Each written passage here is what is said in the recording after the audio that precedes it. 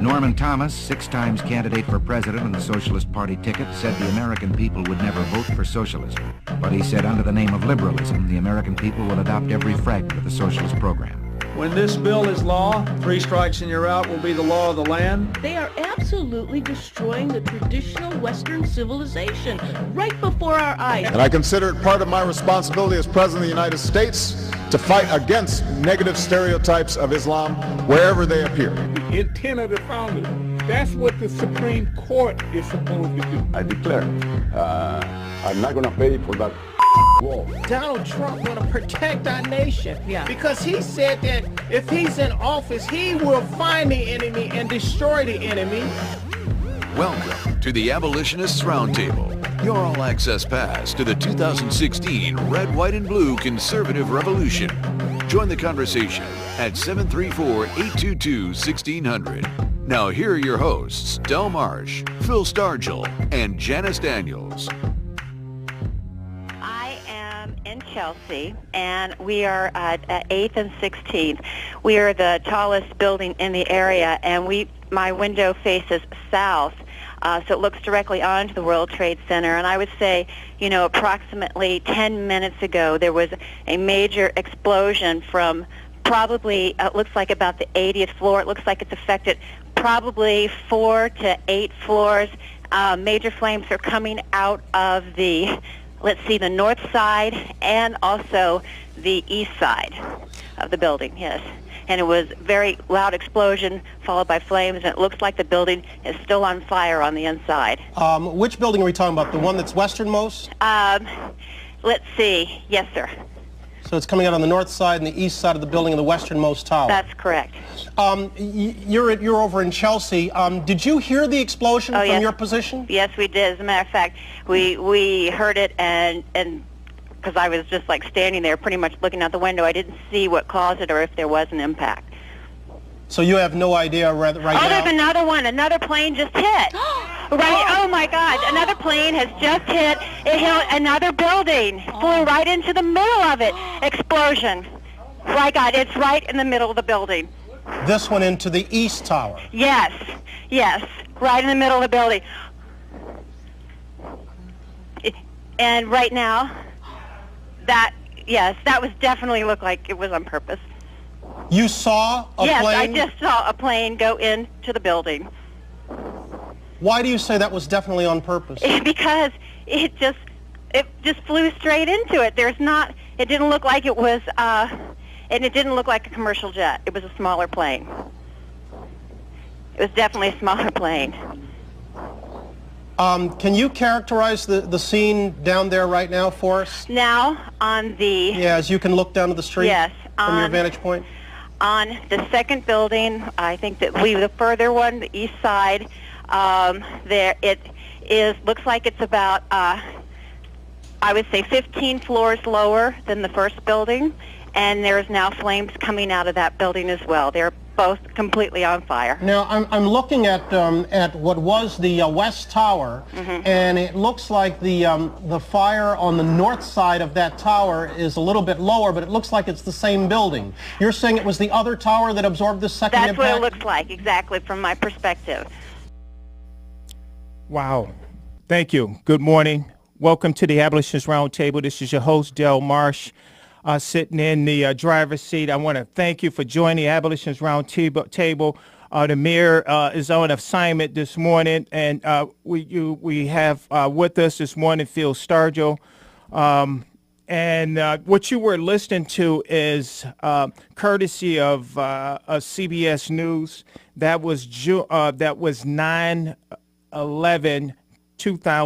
9/11/2001.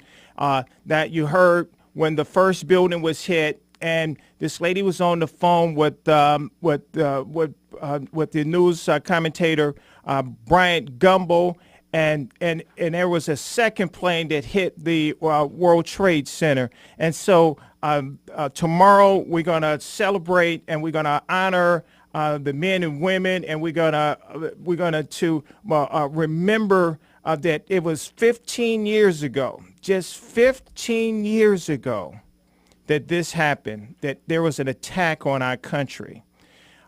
It was an attack on our country. It was an attack on our values. And so we're going to remember 9/11 today. If you like to call and just give me an idea, what were you doing at that time? What were you thinking at that time? I know at the time in my business, the very next day the flag went up in the window. I know the very next day when I went home, the flag went up in my in the window of my home. Matter of fact, if you ride past my home for the 4th of July. And Labor Day, you'll know my house. I can tell you that. You will know when you're at the presence of the Marsh house, because that's the most patriotic house on the block. Okay, folks. All right. Again, this is the anniversary, 15th anniversary at 9/11, and we're going to get into our show. I want to first say that today I have a question, and the question, remember it was Donald Trump that asked a question. He asked a question to the so-called African-American community and Latinos. He asked a question, what do you have to lose? Well, I want to redirect that question, and the question is not just at 8As, African-American so-called, but the question is that all Americans, America, what do you have to lose? That's my question this morning. America, what do you have to lose? We have a lot to lose, folks, a whole lot to lose. And before I get to, because Phil has a lot to say this morning, before I get to Phil, I just want to read this right here. I'm going to let you know what we have to lose.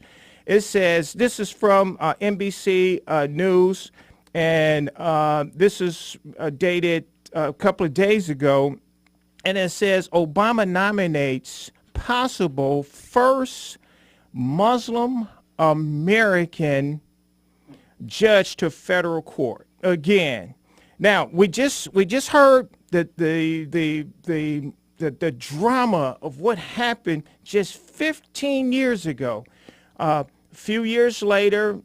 8 years later, 7 years later, it was a young man that rose up, and they thought that he was very articulate. And it was one strange thing about him. He had 3 Muslim names, and we elected him as the president of the United States. And he won that election in November of 2008, and he has been the most pro-Muslim president ever in the history of America. I'd just like to get in right quick before we go too much further with this idea of Muslim American. What is a Muslim? What country do the Muslims come from? I mean, here we are in this political correctness, and I'm glad that somebody identified it as the problem that it is. Donald Trump said that when he first got in to the race, he said that that political correctness was an enemy, and boy did he take the heat. That's when they first started calling him a racist. I don't know what a Muslim. What's the difference between Muslim and Islam? What is it? I mean, okay, that's a good question. Where do the Muslims come from? Yes. Do they have a country like the African American community? So-called. That's your line. Yeah. They are so-called. Yes. Yeah, and self-called. So-called and self-called. Because I mean, if you look up the word hyphenated American, then what's the criteria for it? How long does your family have to live in a country before they become an American? Yes.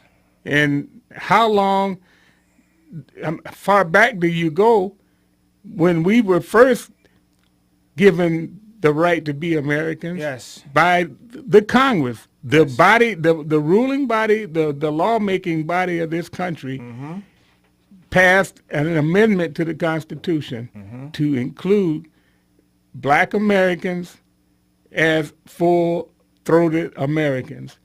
Full citizenship. Full citizenship. Wow. And by the way, Black Americans, so-called African Americans, have never thanked the Republican Party for doing that, because it was all Republicans that passed that bill. Wait a minute. You saying that back in 1865, between 1863 and 1865, they passed these. Yeah. That this was all Republicans. Yes, all Republicans that did this. Yes, no Democrats voted Not for those one amendments. Democrat. Yeah. And today, Democrats, because Lyndon Baines Johnson signed that 1965 Civil Rights Bill, which is a man-made law. Oh, It's made by the Supreme Court and its minions. But in that particular case, it was a fairly good law. But how many laws had the Supreme Court and their people? Well, but guess what? They had to pass that because it was 100 years of intimidation, manipulation, and blocking of the rights of people by Democrats all that time. From that time, from 1865 up until 1965, 64 and 65, when they passed these laws. They passed the laws, but it was the Republican Congress that wrote the laws. It wasn't the Supreme Court that wrote them. That's right. Prior to, they just believed that Lyndon Baines Johnson had already had these civil rights laws on his. Democrats had already wrote them. No, these civil rights laws was already written, and was already prepared. 10 years ago. Prior, they were They wrote them back during the Civil War. That's the same law. Okay, all right. So hold on. Those are they amended the Constitution. I'm saying that when Eisenhower administration was in office, that the civil rights laws. The reason why they needed the civil rights laws in the first place is because of the intimidation and manipulation that was by Democrats that wouldn't let the blacks participate in their own country. They wouldn't let them participate. They blocked them from and not allowed them to act on their constitutional rights that they had. Exactly right. 100 years prior. Yes, and the Democrats, led by Johnson, filibustered. That's right. That law. And you know that I noticed that part never always get edited out of history. Yeah. That he was a part of when he was a senator. He was a part of that filibuster of Eisenhower's administration. And Robert Byrd. And a few more, quite a few more well-known Democrats were the Arkansas Fulbright, Bill Clinton's mentor. I mean, so look, you got Bill Clinton's mentor being Fulbright, who was a racist and a stated racist, and he filibustered all of the civil rights bills. And Hillary Clinton. Wait a minute, and later Al Gore's daddy was a part. Al Gore's daddy. He was a part of that filibuster too. And like I said, Robert Byrd. But then, like I said, we have Fulbright being Bill Clinton's mentor, and his wife's mentor was who? Margaret Sanger. Yet still, the Clinton Sanger. All of these so-called African Americans are running around talking about Hillary is the best hope and the most qualified to be the next president of the United goodness, States. She can't. You know what? She couldn't even take a few questions from Matt Lauer when I'm getting a little twisted up. I'm going to tell you something. That we don't even have to. Just the liberal media, they keeping that. She got that. It's a rope around. It's something. She got a scarf of that email. That server that's around her neck and will not go away. And so absolutely she's going to be up for a challenge. But here, I like to, again, Phil, I just want to ask the question again. If you'd like to join the conversation, 734-822-1600. America, what do you have to lose? And so I want to, and again, remember, folks, this is a question that Mr. Trump asked he asked this question, what do you have to lose? He said, what do you have to lose? And so I want to ask that question to all of us. What do you have to lose? What do all legal Americans have to lose? We have a lot to lose. Our heritage. I think that's important. Our heritage, our children, our culture, our country. I know that I looked at this right here, Phil, and I said that that Obama has about 58 days left till November the 8th. 58 days. Yeah. But it doesn't stop there, because he still have what they call that between that time that he's elected and January the 20th. Yeah. They call that what did they call? Because during that time, he could do a lot of damage. Yes, he can. What do they call that again? I forget. I don't know. Lame duck time. That lame duck time. That between that time, between November the 9th and January the 19th, because I'm gonna go and help him pack his bags on so he can get out of there. But I know I'm going to get blocked and I'm going to get stopped. But, we're going to fumigate that place. Matter of fact, I want everyone to know that's a part of his administration. You go and pack your bags, too, because you're getting out of there with him. And then it's the sad part is that this community organizer, absolutely, that's what he referenced that he was, and a part of his resume when he became president. He let you know that he was a community organizer. Absolutely he was. So I'm going to call him what he called himself. He called himself a community organizer. This community organizer, after he leave office, matter of fact, you notice that this community organizer, he want to keep referencing that Mr. Trump is not qualified to be the whole the office of President of the United States. And Mr. President, we need to go back and look at your resume, because it was about as thin as this piece of paper right here, Phil. Yeah.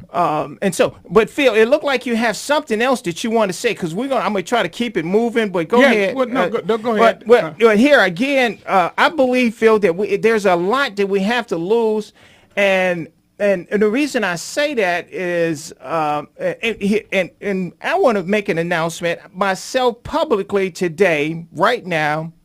I haven't publicly, I've been trying to be supportive of Mr. Trump, but I was always a Cruz guy. But today I want to, because the campaign officially started the day after. It officially started day after Labor Day. Yes. The day after, Labor Day, that's because we under that 60-day window. Yep. And I want to officially say, you know what? I believe that Mr. Trump is the best hope right now. Yeah. Not Gary Johnson. Matter of fact, we got to make sure that we keep Gary Johnson's numbers down. He don't need to be on that debate stage. No. Not just that. If Gary Johnson is on that ballot, who is it? Who is it that primarily he going to help, Mr. Phil? I would say, really, that liberals believe what? That it's going to help Hillary. Yeah, that it's going to take away from. Yeah. It's going to take away from Mr. Trump. But the evidence now is that it has been helping Donald Trump. Now, I don't buy that. I think it's another hide your hand thing with the media. Yes. Because nobody that might be a little bit strong when I say nobody. But basically, libertarians have been against both parties. Yes. And they offered themselves as an alternative. By the nature of the Democrat Party, they don't have any guidelines. They don't have any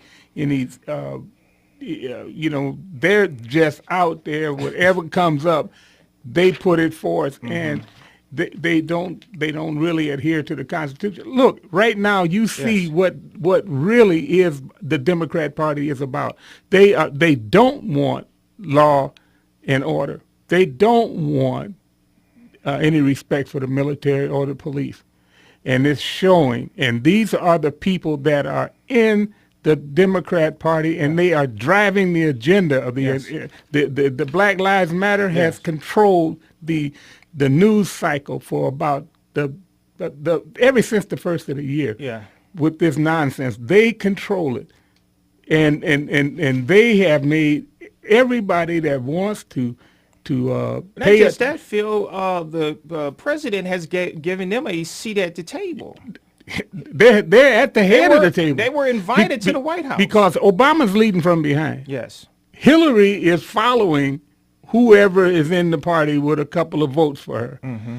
So who's at the head of the table? Mm-hmm. It is Black Lives Matter. Mm-hmm. It is Occupy Wall Street, which is radical feminists. Black Lives Matter is a kind of a spin-off. Yeah, and all they do is spin them off, and they create these other groups, these leftist groups. But they all, if you look at it, they all in there together. And so when you look at it, the Black Lives Matter are pushing the radical feminists. That's the largest group. Mm-hmm. The radical feminists. Mm-hmm. That's Hillary's, and they are going to vote for Hillary regardless of what happens. So that's why I say that the Black Lives Matter is leading at the head of the table, because the Black Lives Matter, the radical feminists have taken up the cause of Black Lives Matter. Yeah. And then the homosexual lobby, they're in there also, but they again are following the Black Lives Matter. Yeah, they've all been empowered. Yeah, and that's a lot of money behind all three of those groups that you're talking about, too. And that's the exact reason why there was an infusion of money into Black Lives Matter, so they can continue to control the agenda. Yes, yeah. Here, I just want to mention that I just mentioned a few minutes ago. Again, this is from CBS News. That President Obama, a so-called Christian, has nominated this first American that's a Muslim. Now, but guess where he got praises from? He got praises from CARE, a civil rights advocate group. Okay. Matter of fact, let me set the table, because we got a lot that we want to talk about. I want to speed this up. We got 1 hour, Phil. 1 hour. Yeah. And Phil, if you don't turn around, look at the clock, and we're almost at the break. Okay. So I want to say this right here, that Obama defends Colin Kaepernick national anthem protest. Now, again, let me just mention this right here. That I thought that this was a noble thing, not Colin Kaepernick, but it was noble when the military made when they made our military a part of the NFL, when they made the national anthem. We always elevated this a part of this, it was beautiful. I thought this was all beautiful. It was a time of patriotism, and why this is a perfect place for us to bring all Americans together at a sporting event. Of course, we know they're in there doing all kinds of other stuff, but perfect place for a sporting event. Well, now I hear a commentator say this right here, that Colin Kaepernick was not being. They said, well, on one side they said, Colin Kaepernick has brought politics into to the NFL. Well, on the other side, liberals have said that Kaepernick did not bring politics into the NFL. It was the NFL. Once they allowed the military, and once they allowed people to say the national anthem at football games, they brought politics in there. And Phil, that was a time. It was a noble time. That was a patriotic time. And so I think that that if they don't get the NFL, if they don't get control of this, because I've been reading. Oh, all right, folks. If you'd like to join the conversation, I'm sorry, we got so much that we want to talk about. I haven't got a chance to get to it. We're going to get to our phones in a few minutes. Join us on the other side of the break. 734-822-1600.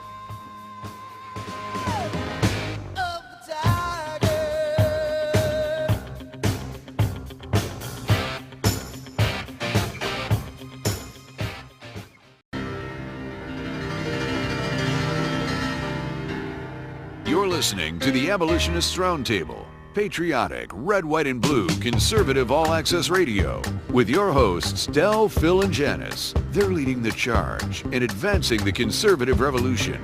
Join the conversation at 734-822-1600. We have seen in the recent past coordinated attacks, even attacks taking place in different cities within minutes. Let me ask you to sit there. James Kallstrom, you still with me?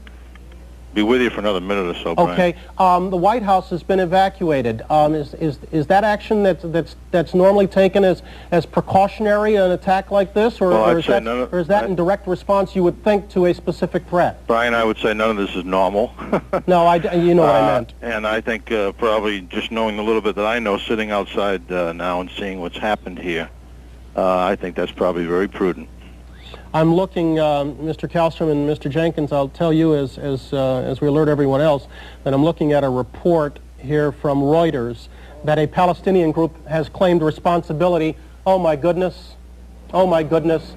We're looking at a live picture from Washington, and there is smoke pouring out of the Pentagon. It would appear that there has been another major explosion, this one in the nation's capital. You are looking at a scene of apparent blast aftermath. There is smoke in the air over the Pentagon. We don't know whether this is the result of a bomb or whether it is yet another aircraft that has targeted a symbol of the United States power, but there is smoke pouring out of the Pentagon. This is coming at 9:43 Eastern Time. And we understand that there's a bomb at a heliport being reported. As I note all this, there is a report that I'm looking at from Reuters that a Palestinian group has claimed responsibility for the New York World Trade Center plane attacks. Abu Dhabi Television is reporting that it received a call from the Democratic Front for the Liberation of Palestine, claiming responsibility for crashing 2 planes into the World Trade Center buildings. I'm sorry, folks. This is the 15th anniversary of 9/11. Give me a few minutes. We're going to answer our calls in a few minutes. We're going to go to a commentary from Milt Harris. Patriotism is nationalism, and we'll talk to you on the other side of this commentary. Hello, I'm Milt, and this is Logically Speaking Uncensored. Patriotism is nationalism. Nationalism is defined as devotion to the interests of a nation with the belief that the nation benefits independently rather than collectively by emphasizing national rather than international goals. The unwarranted attacks by socially engineered Republicans regarding the conservatism of Donald Trump is a despicable distraction, because there is no unbiased litmus test to certify who is a conservative and what constitutes conservatism. Therefore, the only priority of concern for presidents should be, are they a patriot who will place national interests above political party interests and protect the United States? As Republicans promote conservatism as a panacea for the nation's problems, legal American voters should avoid political party superficiality and focus their attention on whether a president contender has the fortitude to secure the borders, stop illegal immigration, and stop the invasion into the United States by Muslims programmed to destroy America. For over 7 years, Republicans with their patina of conservatism have not stopped President Obama from becoming their puppet master of manipulation as he dangled Republicans on his string of executive orders and make them genuflex and dance to his compositions. Conservatism has not stopped the Obama Democrat regime from injecting homosexuality into school curriculums, the Boy Scouts, and the military. Nor has it stopped the funding for the baby-killing operations of Planned Parenthood, Obamacare, and Common Core. Republicans passively watch as anarchists like Black Lives Matter and Wall Street occupiers rampage and violate the Constitution. and they are silent about Muslims slaughtering Christians and Jews, and that Obama is a closet Muslim. Where is Republican outrage over placing women into battlefront combat, knowing that if captured, they will be raped, mutilated, and brutalized by multiple acts of sexual hedonism? Where is Republican opposition to the Democrats' racist pigmentation warfare? Republicans have been losers so long they cannot comprehend winning. That is why they supported losers McCain and Romney. National interest is knowing that political parties cannot exist without a nation. Therefore, the prescribed priority for legal Americans should be God and country, sovereignty, preservation of constitutional freedoms and liberties, a strong military, and protection of the reproductive process that replenishes the nation's population. Whether or not he become president, Donald Trump, like a powerful drain cleaner, has unclogged the political correct sewers and flushed out with truth the toxic gunk and sludge that is poisoning the nation. And legal Americans who prioritize political party interests over the United States is tantamount to someone demolishing their own home, then complain about being homeless. Without nationalism, patriotism cannot exist. That is why, as a patriot, my commitment is not to any personality or party, because my national interest is to keep the United States one nation under God, and that is nationalism.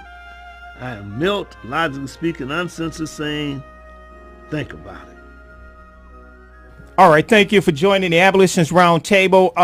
Again, this is my question to you is, what do we have to lose? We just heard on the first segment a little bit from courtesy of CBS News. It was Brian Gumbo. We heard when the first we're in the middle of the first attack, and then when the second plane hit, and then it was a plane while we were listening just now before Milt came on with his commentary. There was a plane that went into our the second tower, the North Tower. Well, not the North Tower. That was at the Pentagon. Pentagon. Yeah. Okay, so all right. So again, we're under attack, folks, and we're still under attack today. If you can go to religionofpeace.com, and you can see since 9/11, there's been, I think it's been somewhere around 29,000 attacks from radical Islam all around the planet, and we've seen number of attacks over and over again in our country. And again, I just was referencing that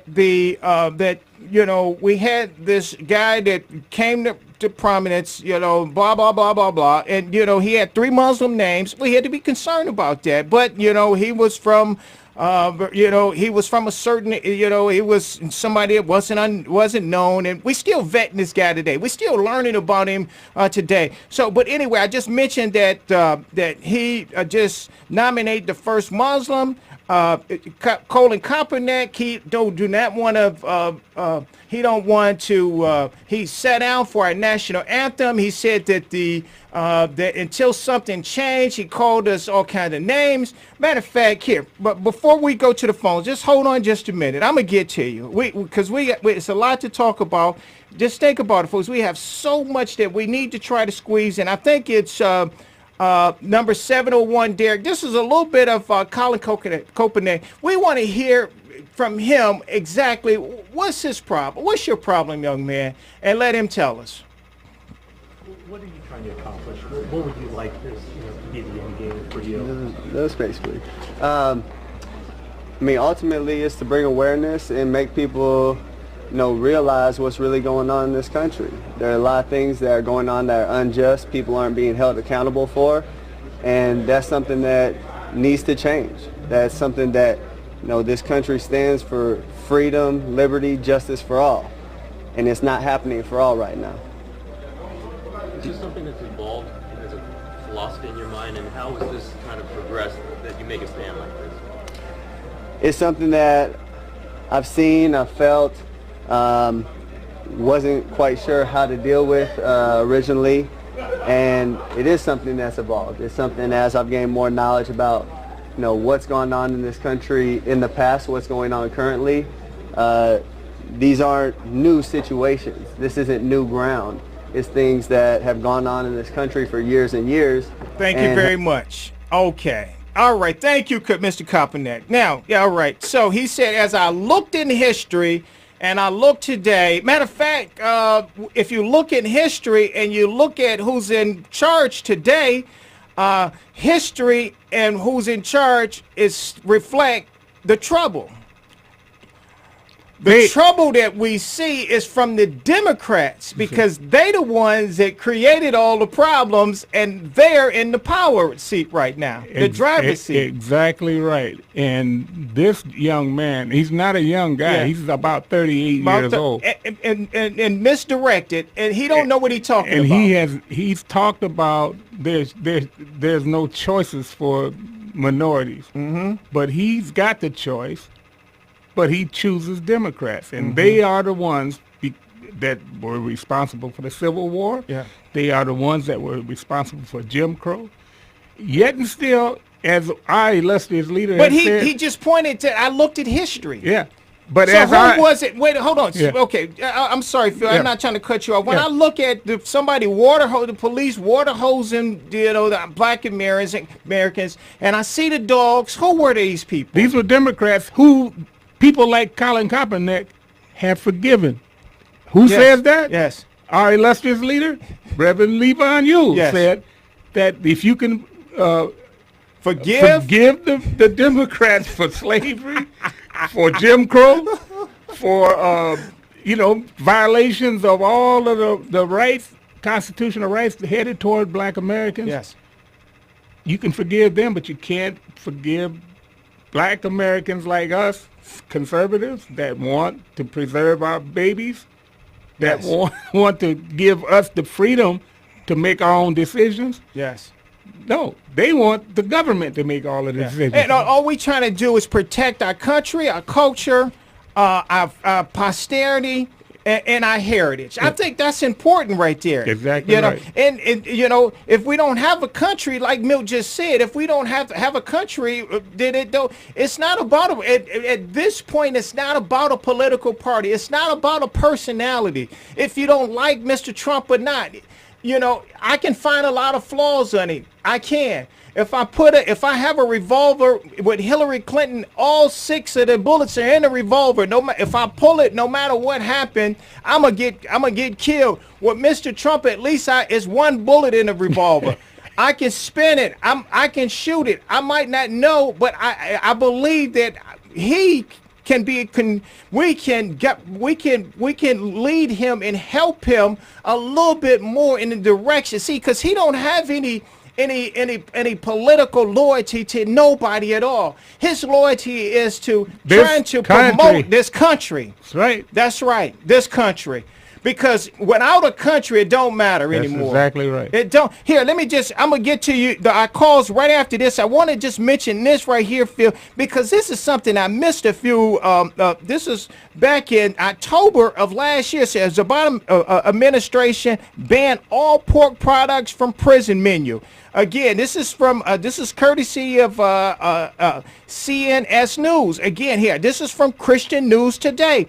It says Obama banned pork from all federal prisons praised by Muslims draw doubt. Well, what the doubt was is that it was they went to a federal prison. Again, here, there's over 206,000 people in federal prison. There's 122 federal prisons. Now, this is what happened.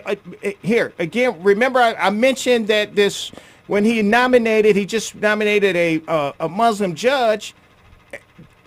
CARE also commended him and praised him for banning all pork. You mean to tell me in prison, man, I can't have a piece of bacon?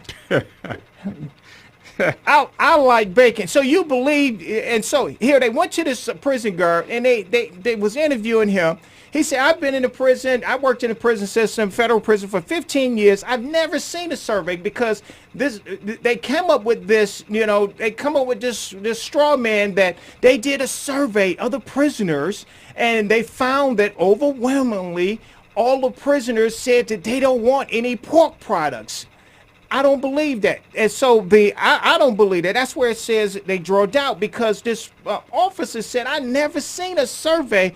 I've never seen a survey. We didn't do anything, conduct anything where we asked prisoners if they wanted pork or not.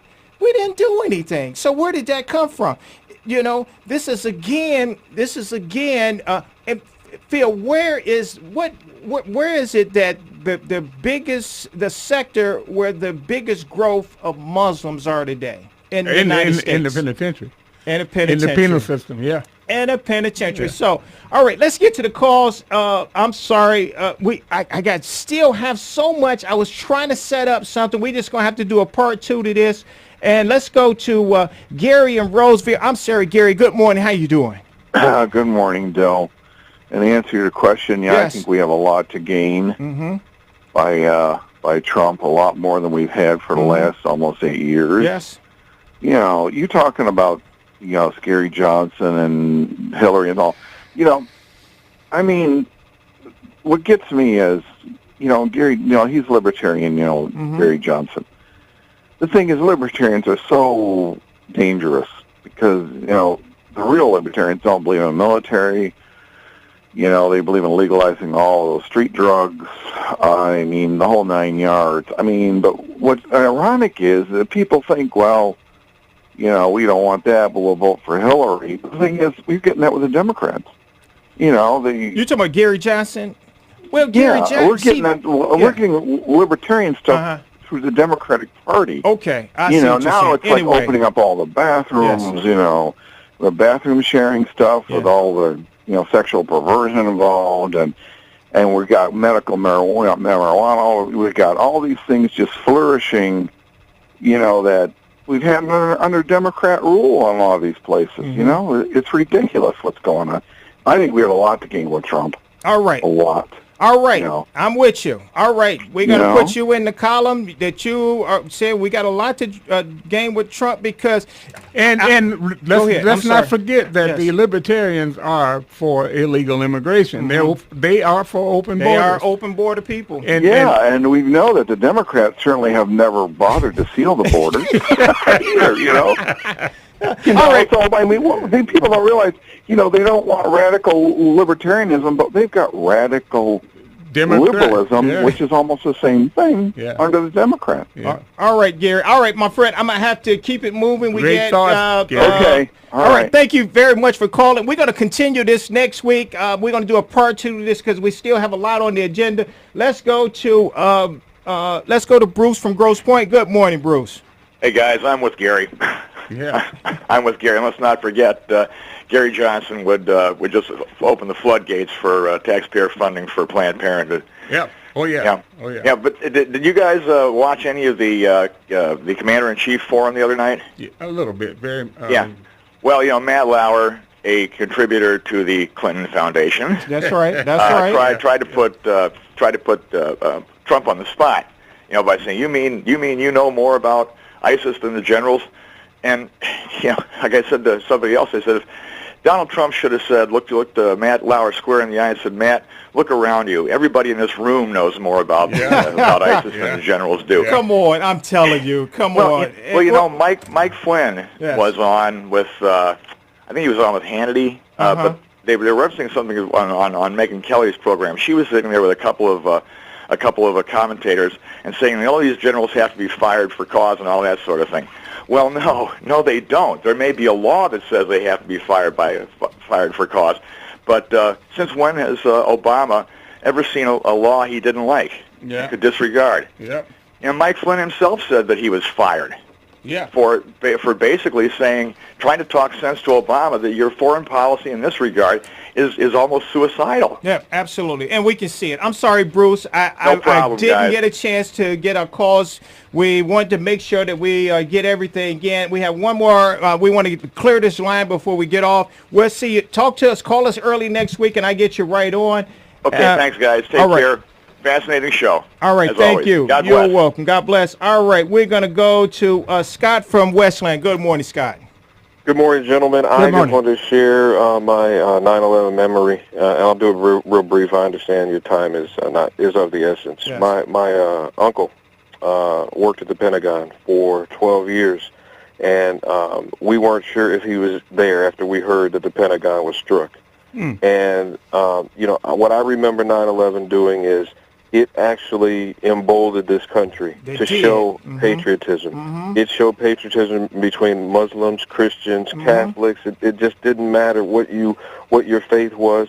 It was about your country first. And I think we need to really embrace what happened after 9/11 more so than the 9/11 issue itself. But the aftermath was quite a rebirth for this country. And I think it's something we should actually celebrate and honor more so than anything. I think people had a lot of questions, and they got a lot of answers after 9/11. So I want to thank you, gentlemen, You're welcome. for your time and your show. Thank you very much. Thank you very much. All right.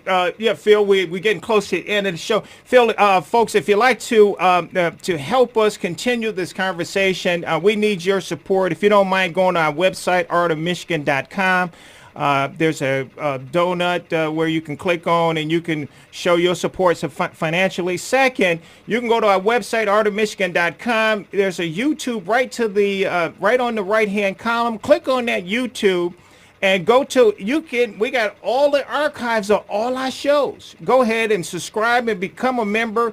And on Monday, this show will be posted up on our YouTube. From that point on, you can get an email of all our shows. You can have access to all our shows. You can listen to anything, all our footnotes, everything that we talked about. I'm gonna have all our footnotes on the on that YouTube also.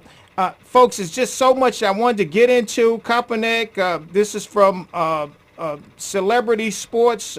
It says Kaepernick said that we're under attack. This is a lynching. Muslim mom Kaepernick entered the NFL as a Christian and celebrate. That's from WND. So on and so forth. It's just so much that we have to go into our heritage. It was a school recently, just a school in Texas, I think it was, that banned the American flag from a high school. Can you believe that, folks? Yeah, you can believe it because it was because of Democrats that we are at the point now where whenever a person says that they say that I'm a veteran, yes, people say thank for your service. That was a direct result of the Democrat Party and their adherence to the people that were so angry about the Vietnam War, who was started by a Democrat. Yes. Let us remember that. They are the reason why the patriotism was so rampant after 9/11, because of how the Democrats had poisoned the well against our military. All right, folks, tomorrow is the 15th anniversary at 9/11. Go out and shake somebody's hands. Tell them you love them. Tell them that this is your country. This is our country. Take away the hyphenation. Let's all be Americans. Folks, we'll see you next week. The Abolitionist Roundtable invites the Wham Talk 1600 listeners to continue the roundtable discussions by mailing correspondence to Art of Michigan, Post Office Box 135, Garden City, Michigan, 48135. Or follow Phil, Del, and Janice at artofmichigan.com. You can also send emails to artofmichigan@hotmail.com. And most of all, continue to listen every Saturday and tell a friend.